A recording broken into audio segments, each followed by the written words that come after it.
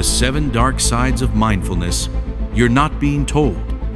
Everyone tells you mindfulness is the answer. They say it will fix your stress, heal your mind, and make you happy. But what if they're wrong? I spent 3 years teaching mindfulness to hundreds of people, and here's the truth no one's talking about. For some of them, it made things worse. In the next few minutes, I'll show you the 7 dark sides of mindfulness that experts are hiding from you. And the most shocking one might explain why you've been struggling all this time. Let's count them down. Dark side. 7. The relaxation trap. Just breathe and relax. You've heard that before, right? But here's what they don't tell you. Mindfulness isn't supposed to make you feel good right away. In fact, when you first sit with your thoughts, it can feel terrible. I once had a student who came to my class for peace. Instead, she found panic. When she finally slowed down enough to notice her thoughts, she realized how mean she was to herself all day. I thought I was doing it wrong, she told me.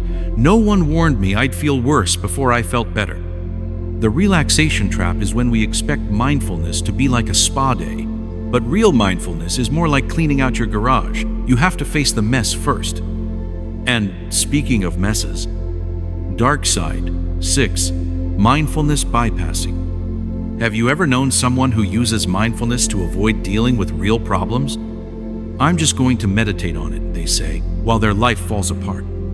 This is mindfulness bypassing. It happens when people use being present and accepting to avoid taking action. A study from Brown University found that 25% of long-term meditators used mindfulness to avoid difficult emotions rather than face them. Let that sink in.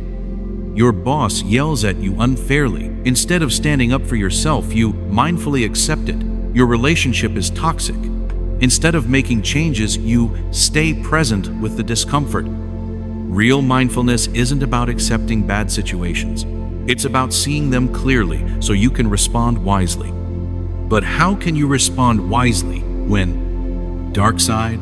5. The awareness overload. Imagine suddenly noticing every tiny sensation in your body, the itch on your arm, your heartbeat, the pressure of your clothes, the tension in your jaw you never knew was there. Now imagine you can't turn it off. This is awareness overload, and it happens more often than teachers admit. One man I worked with developed such intense body awareness through mindfulness that he couldn't sleep. He noticed every shift in his body, every pre-sleep twitch. It's like someone turned the volume up on my senses and broke the dial, he said. For some people, especially those with anxiety or trauma, too much awareness can be overwhelming. Your brain wasn't meant to process everything at once. But awareness overload isn't even the most surprising dark side. Dark side. 4. The progress paradox. Here's a question that might bother you. How do you know if you're getting better at mindfulness? You don't. And that's the progress paradox. Mindfulness teaches us to let go of goals and just be present. But humans need a sense of progress to stay motivated. After a few weeks of practice, people often quit because they don't know if they're doing it right or getting anywhere. A survey of meditation app users found that 79% abandoned their practice within 2 months. Why? Because there's no finish line, no gold star, no clear way to know if you're improving. And in our achievement-focused world, that's really hard to accept. But not as hard as what comes next. Dark side. 3. The emotional roller coaster. No one warns you about the emotional backlash that can come with mindfulness. Here's what happens. You've been pushing down feelings for years. Then you start practicing mindfulness, which is like taking the lid off a shaken soda can. Suddenly, emotions you've buried for decades start bubbling up. A woman in my workshop started crying during a simple breathing exercise. After class, she told me she'd just connected with grief she'd been avoiding since her father died 5 years ago. Research from the University of Oxford found that about 8% of meditators experience unwanted emotional reactions during practice. That might not sound like much, but would you get on a plane if it had an 8% chance of a serious problem? And yet mindfulness teachers rarely mention this risk. But there's an even more troubling dark side. Dark side 2. The identity crisis. Who am I if I'm not my thoughts?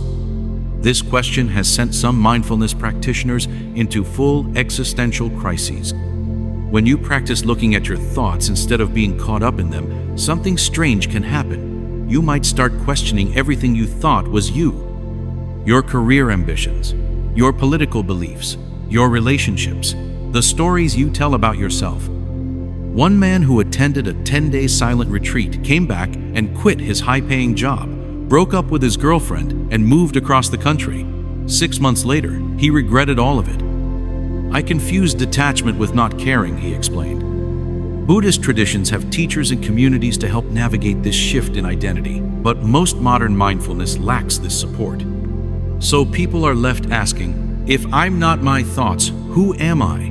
With no guidance on finding answers. But even this identity crisis isn't the darkest side of mindfulness. Dark Side 1. The Mindfulness Industrial Complex. Here it is, the dark side no one wants to talk about. Mindfulness has become a $1.2 billion industry that profits from your suffering. Companies selling mindfulness promise inner peace while exploiting your outer stress. They've turned an ancient practice meant to free you from wanting things into another thing to want. The cruel irony? True mindfulness would have you question whether you need their $200 meditation cushions, the $1,000 retreats, and $15 a month apps in the first place. Even worse, these same companies often create the very stress they claim to solve. Tech companies make apps designed to be addictive, then sell you mindfulness tools to help you stop using your phone so much. Corporations teach mindfulness to help employees handle stress, instead of creating less stressful workplaces. The mindfulness industrial complex doesn't want you to know that real change might not come from downloading another app, but from questioning the system that made you stressed in the first place. So where does this leave us? Should we abandon mindfulness altogether? No, but we need to practice with our eyes open. Real mindfulness isn't just about feeling good, it's about seeing clearly, even when what you see isn't comfortable. If you decide to practice mindfulness, remember, it might make you feel worse before you feel better. It's not a substitute for taking action. Sometimes less awareness is better than more. Progress isn't always visible or linear. Prepare for unexpected emotions to surface. Have support ready for identity questions.